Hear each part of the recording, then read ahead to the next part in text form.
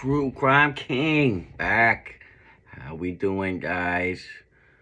All right, so in this video, we are gonna be watching Scary Interesting's Collection of Horrible Fates. I don't know if this is really true crime, but I don't know. I thought it was interesting, so guess what? I'm gonna do a video on it and react to it. So, hit that like and subscribe, and let's go. In this video, we're going to go over 3 stories that demonstrate just how unpredictable and mysterious fate can be. The final story is of an event that has gone down as one of the worst in recorded history and is extremely unlikely to ever be repeated. Wow. Extremely unlikely to ever be repeated. As always, viewer discretion is advised. I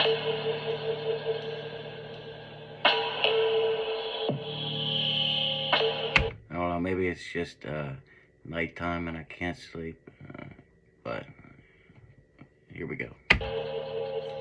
At 29 years old, a woman from Sweden named Anna was studying to become an orthopedic surgeon. She was in a great residency program in Norway, and in the process of actually becoming a surgeon, she was working as a surgeon's assistant to gain experience.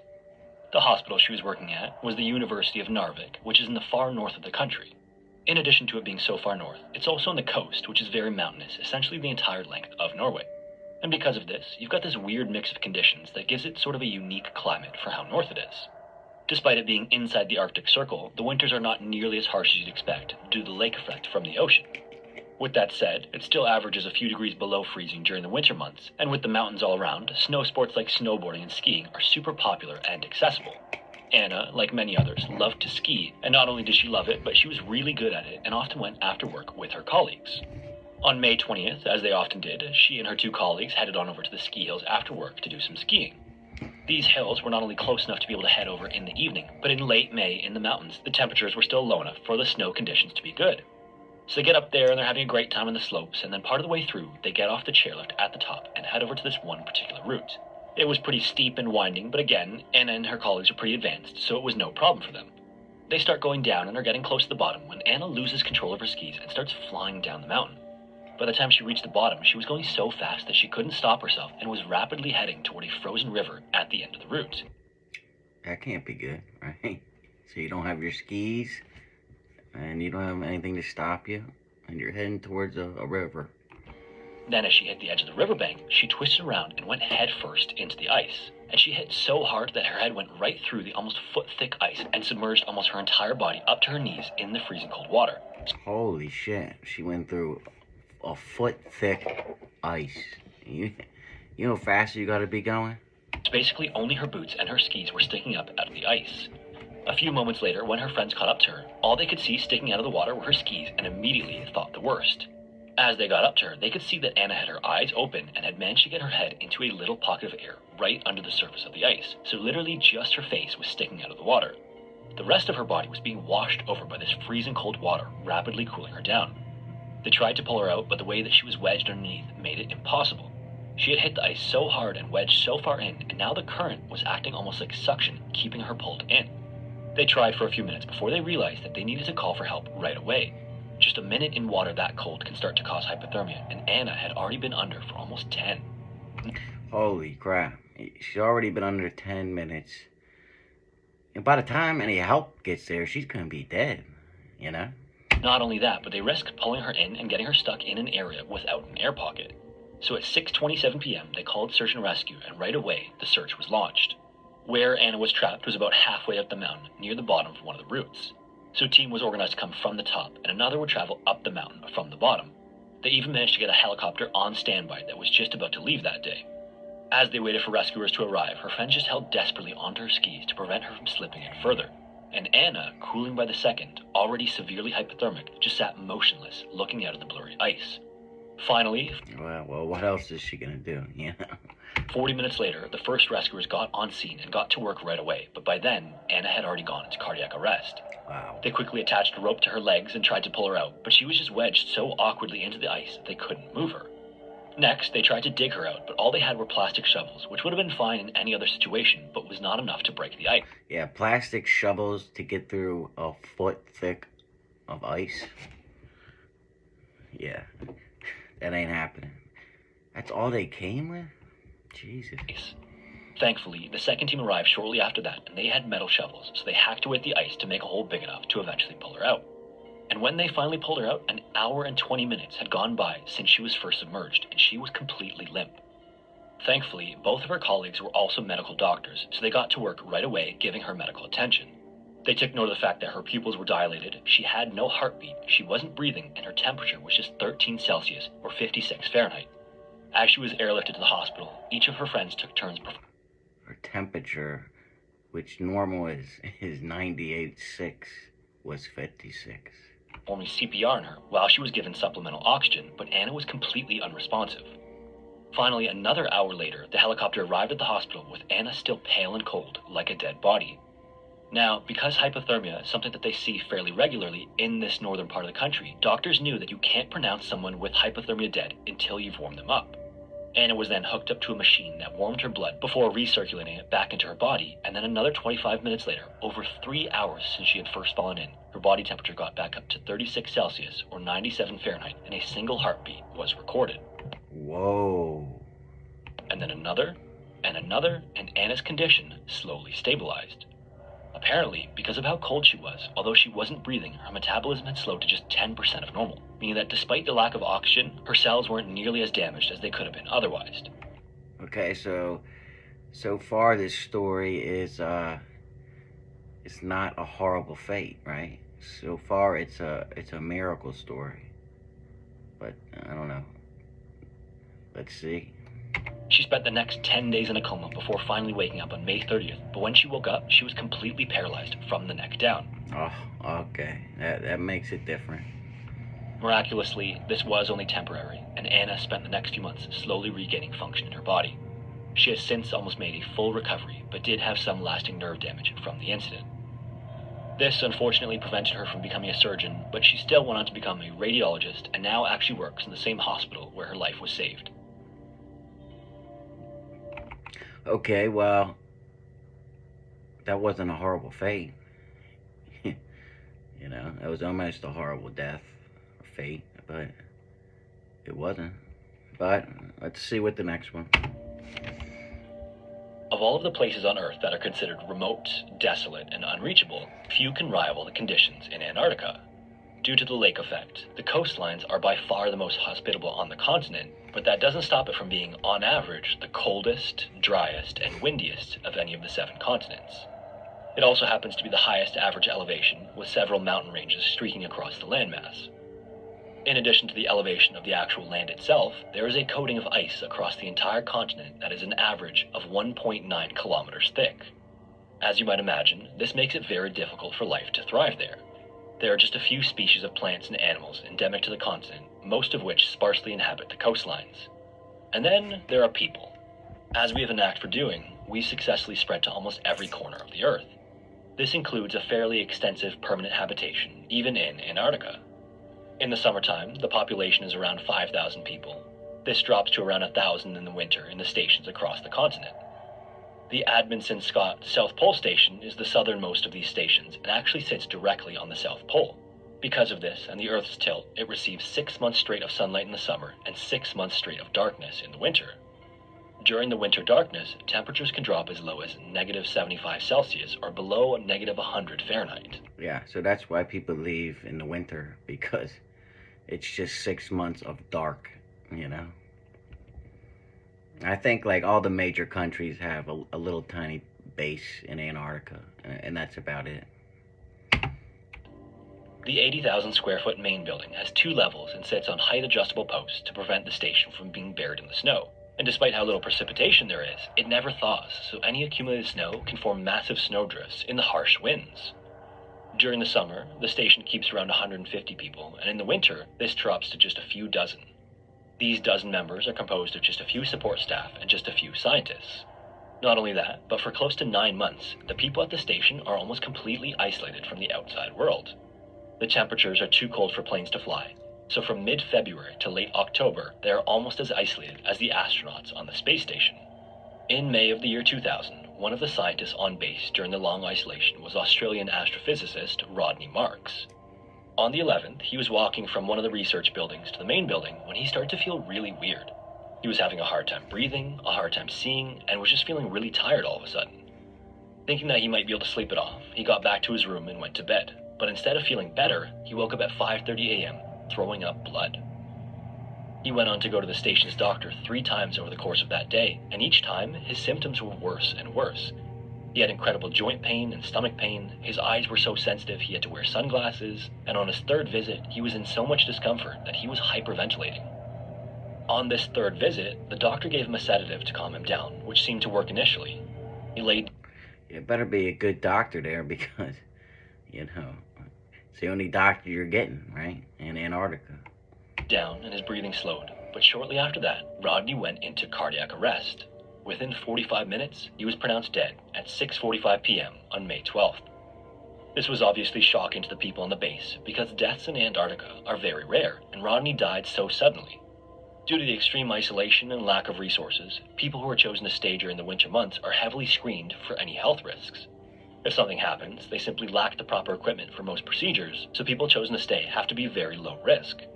Yeah, that's what I mean, you know.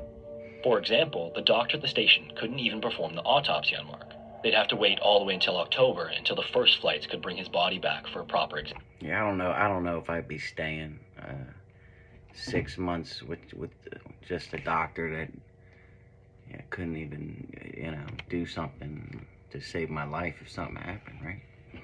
Examination.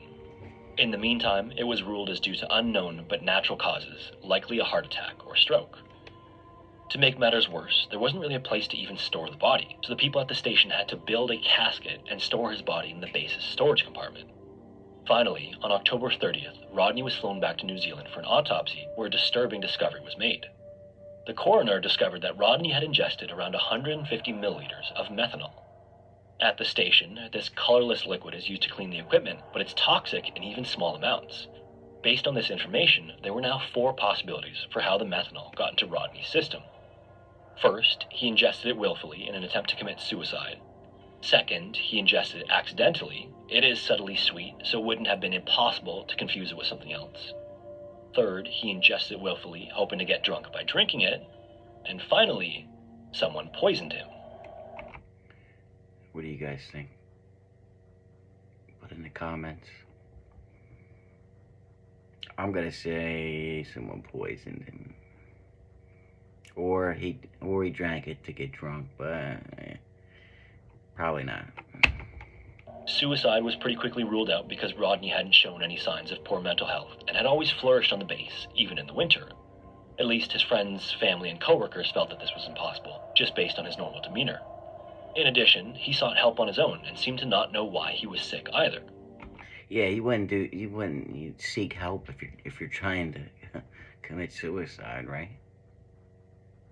So, As far as drinking it to get drunk, Rodney was known to be a heavy drinker, but there was plenty of alcohol on the base. okay, so that rules that out. If there was plenty of alcohol, see, I didn't know that before.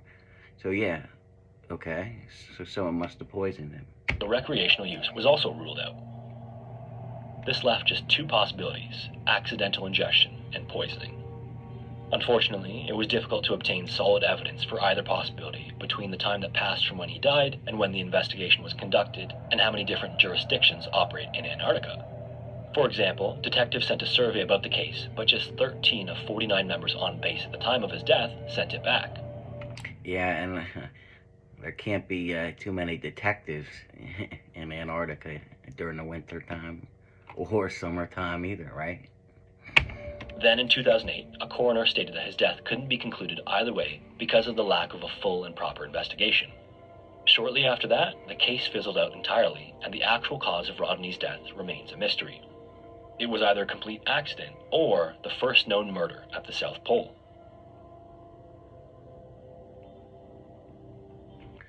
Well, it was most likely the first known murder. On August 6th, 1945, an event occurred that would forever change history. The United States military dropped the first atomic weapon ever used in war on the Japanese city of Hiroshima. Okay, this one looks like it's gonna be better than the other two. Days later, the US military dropped the second and so far last atomic bomb ever dropped during a conflict, this time on the city of Nagasaki. In total, this resulted in the deaths of around 200,000 military personnel and civilians. These weapons were by far the greatest destructive force the world had ever seen, and remarkably, until they were dropped, were largely a secret. An article published in Life magazine later that year would claim that before the bombs were dropped, only a few men on Earth knew the full scope of their power. In fact, the project and construction were kept so secret that it actually hurt morale at several production plants involved in their construction. Anyone who didn't directly need to know wasn't given any greater detail than they had to be, and anyone who was given the slightest detail was threatened with a 10-year prison sentence or fine up to $150,000 in today's value. But, despite not knowing what was being made or feeling as though they were wasting their time, production continued. By July of 1945, the final preparations were made to drop the first atomic bomb, known as Little Boy. On the 16th, a Portland-class heavy cruiser known as the USS Indianapolis left San Francisco en route to the island of Tinian, carrying several components for the bomb's construction. The Indianapolis and other heavy cruisers of its kind were historically designed for high speed and long-range travel, and at 610 feet long, the ship boasted just over 100,000 horsepower engines. 10 days later, the ship arrived in Tinian, dropped off its cargo, refueled, and set sail towards Guam. In Guam, a number of the crew were replaced by other sailors, and then the ship set sail to the Philippines to prepare for the land invasion of Japan in the coming weeks. On the 30th, just after midnight, the ship was right on schedule, moving through relatively calm waters, when all of a sudden there was a massive explosion at the front of the ship. This explosion was actually a torpedo that had been launched by a Japanese sub submerged nearby and caused the entire front end of the ship to lift out of the water. This explosion also ignited one of the fuel tanks and resulted in another massive explosion. Then, just a few moments later, another torpedo impacted the ship and almost ripped it in half. By then, the ship was taking on way too much water and started to sink rapidly.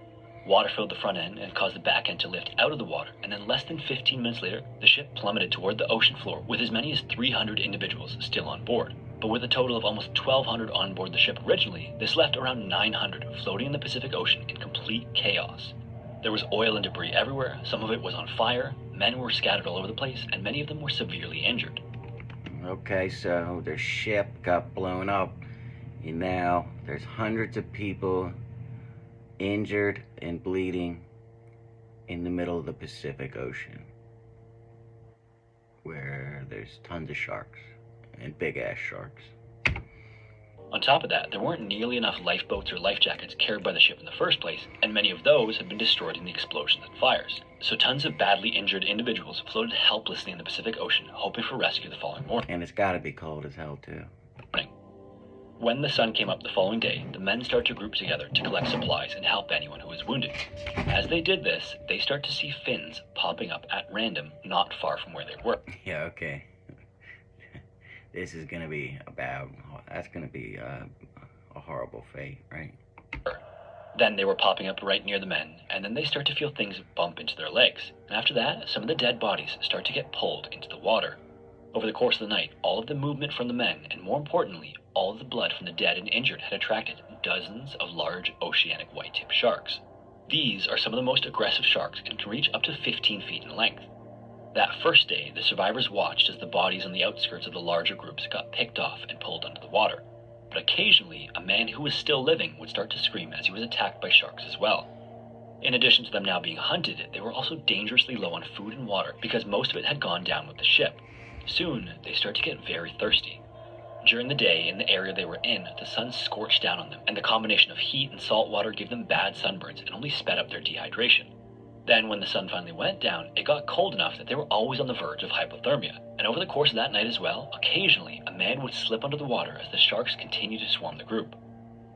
Yeah, you're just sitting there, wading in the water, and then shark just pulls your buddy under. And you don't know if you're next or not, That has to be horrible.